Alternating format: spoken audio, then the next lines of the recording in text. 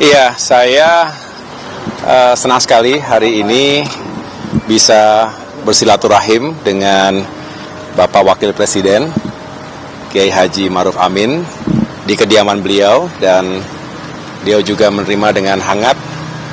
Saya sampaikan bahwa ini adalah bentuk dari upaya saya melaporkan secara langsung kepada Bapak Wapres setelah saya dilantik oleh Bapak Presiden pada tanggal 21 Februari yang lalu di Istana. Memang sudah sempat bertemu tetapi hanya sepintas saja karena acaranya kan acara pelantikan. Lalu saya langsung melakukan sertijab serah terima jabatan dari Menteri ATR BPN sebelumnya Bapak Hadi Cahyanto yang saat ini menjadi Menko Polhukam.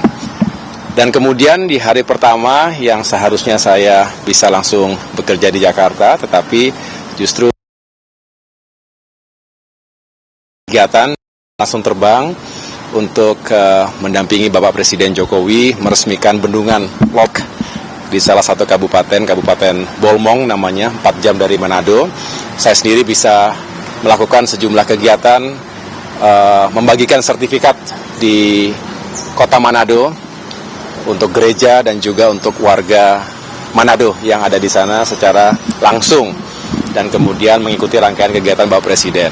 Oleh karena itu baru bisa kembali kemarin dan sore hari ini juga, karena kebetulan Bapak Wapres besok akan melakukan lawatan ke luar negeri, ke New Zealand, sehingga rasanya tepat hari ini saya bisa sowan silaturahmi secara langsung. Yang jelas beliau tadi juga menyampaikan beberapa pesan karena saya ingin memohon wejangan sekaligus juga arahan-arahan yang jelas terkait dengan urusan pertanahan, agraria dan tata ruang ini.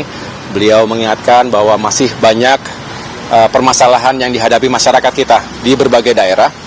Beliau bahkan tadi dan saya catat secara langsung beberapa saat yang lalu ada warga yang melaporkan, mengadulah kepada Bapak Wapres tentang tanahnya yang diserobot oleh orang lain, diserobot oleh pengembang, dan akhirnya nasibnya tidak menentu. Kasihan, padahal ini rakyat kecil. Jadi disinilah yang menjadi tantangan terbesar bagi Kementerian ATR, bagaimana kami bisa secara utuh, tentu bukan juga terburu-buru, gegabah, tetapi secara utuh melihat permasalahan sengketa, termasuk juga kasus-kasus yang disebabkan oleh mafia-mafia tanah yang merugikan rakyat. Yang jelas sejak awal saya menyampaikan, sama seperti yang telah dicanangkan oleh Menteri sebelumnya, kita ingin tegas. Jangan sampai ada siapapun yang melawan hukum di negeri kita, termasuk di urusan pertanahan ini. Kalau ada rakyat berhadapan dengan mafia tanah, sudah pasti Kementerian ATR akan berpihak pada rakyat, akan membela rakyat kecil. Jangan sampai hak mereka diinjak, apalagi masyarakat rentan. Banyak juga misalnya yang sudah pensiun, ya, itu yang dipermainkan, rakyat kecil dipermainkan, dan kita tidak akan membiarkan itu terjadi.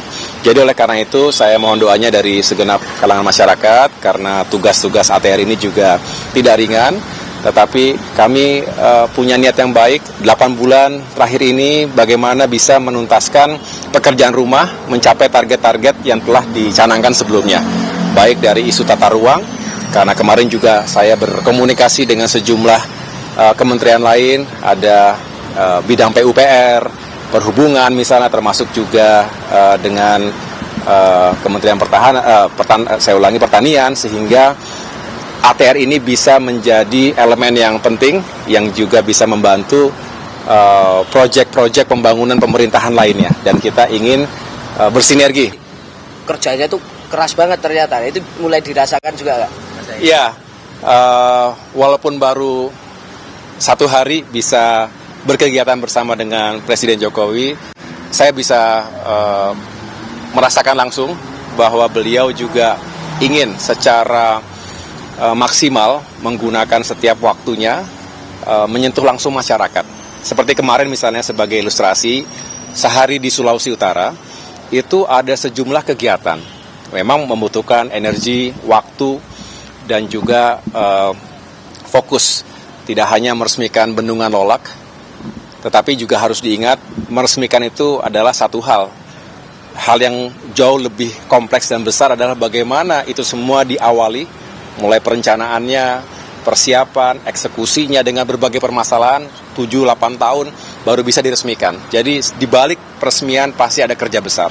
Itu harus kita apresiasi. Yang kedua, meresmikan jalan daerah.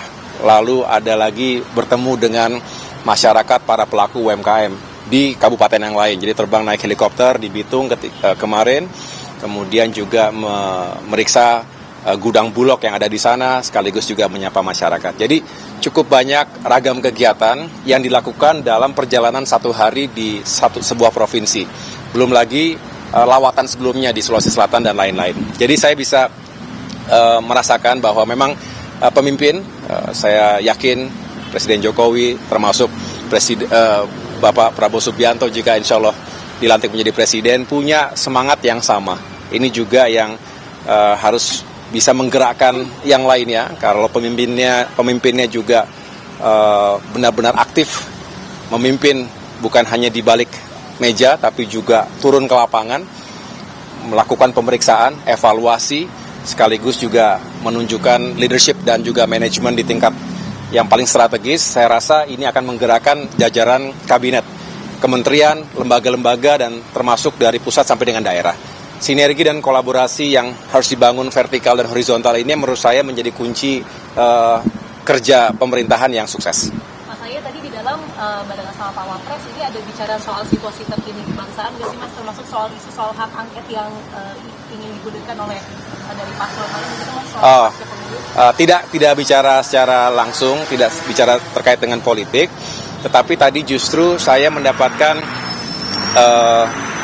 wejangan bahwa ada harapan besar dari Bapak Wakil Presiden kita. Beliau mengatakan, saya sebentar lagi berusia 81 tahun.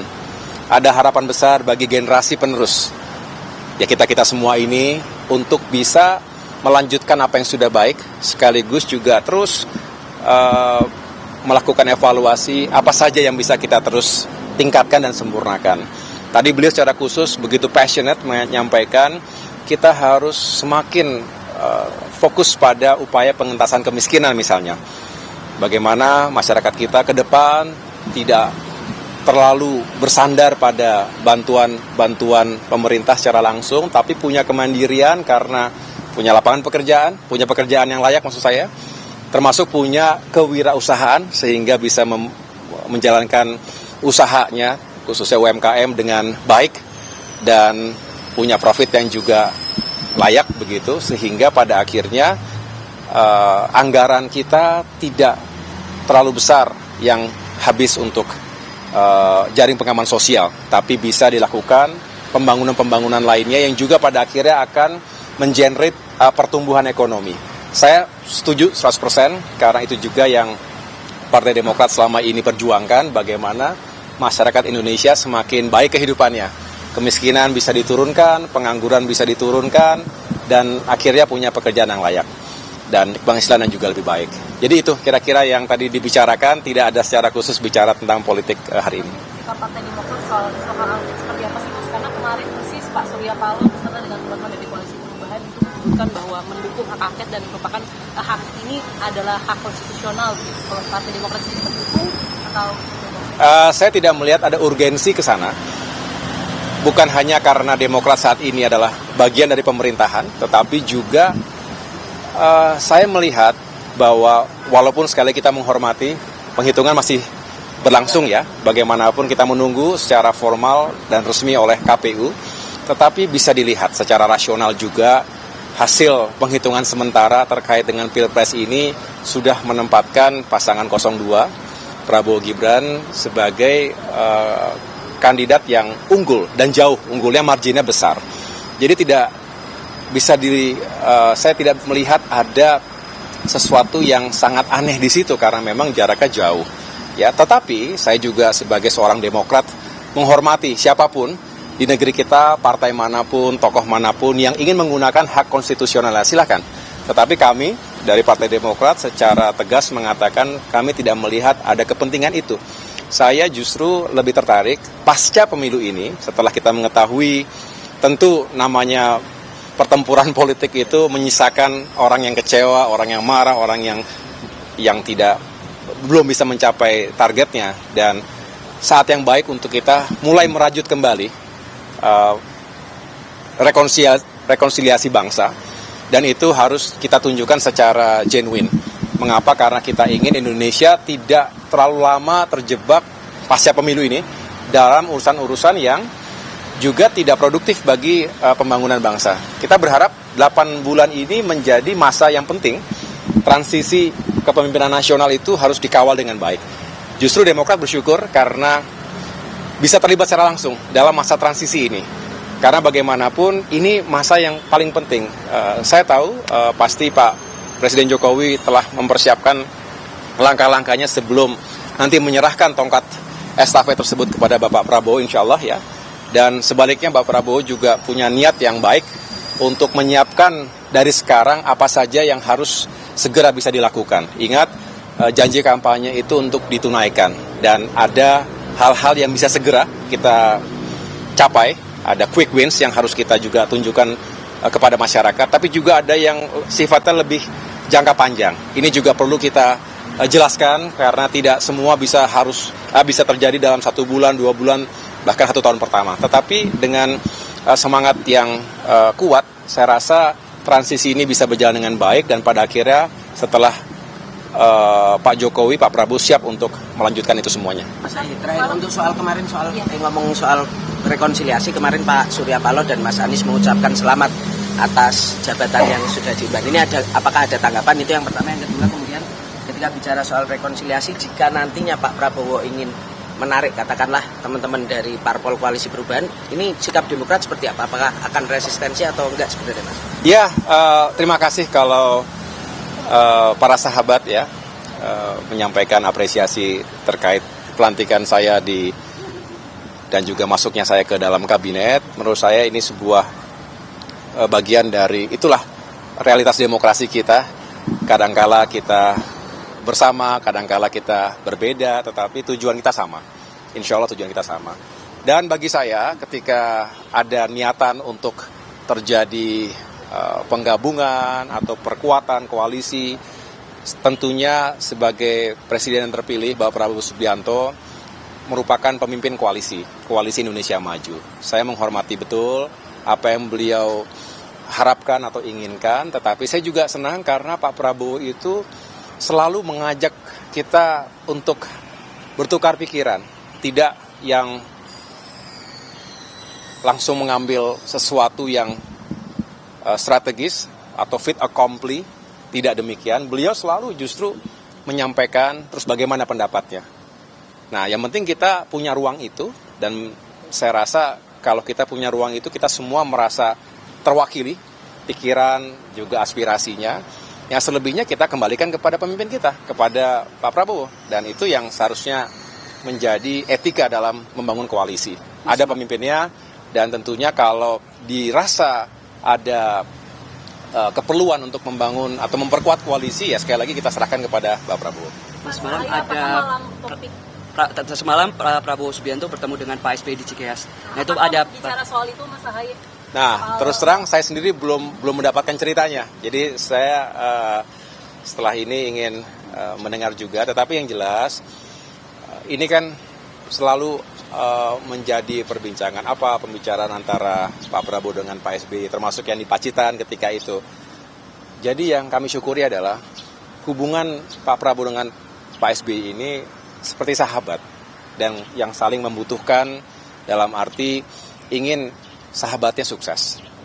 Jadi Pak Prabowo juga dengan niat yang baik ingin mendengarkan masukan-masukan dari Pak SBY. Pak SBY juga dengan niat yang baik ingin memberikan masukan termasuk pengalaman yang mungkin saja bermanfaat. Tetapi hubungan saling menghormati ini menurut saya sesuatu yang sangat baik. Ini harus menjadi model dalam hubungan antara tokoh bangsa. Jadi kalau antara tokoh bangsa membuka ruang dialog seperti ini tidak harus selalu diselebrasi, tidak harus selalu di depan kamera, tetapi tertutup, terbatas, tapi benar-benar ada niat yang baik untuk saling memberikan support. Saya pikir itu bagus sekali. Tapi terus terang saya tidak tahu secara pasti apa yang menjadi pembicaraan beliau berdua. Cukup ya? Terima kasih ya. Terima kasih. Terima kasih ya. Thank you. Ya, mari. Terima kasih yang mengucapkan selamat kemarin ya semuanya ya. Terima kasih. Kenapa? Katanya di Japri. Gimana sama Mas Ahaye? Kenapa? Katanya Mas Ahaye di Japri Mas Ahaye. Oh gitu. Iya. Kita cek dulu. Makasih ya.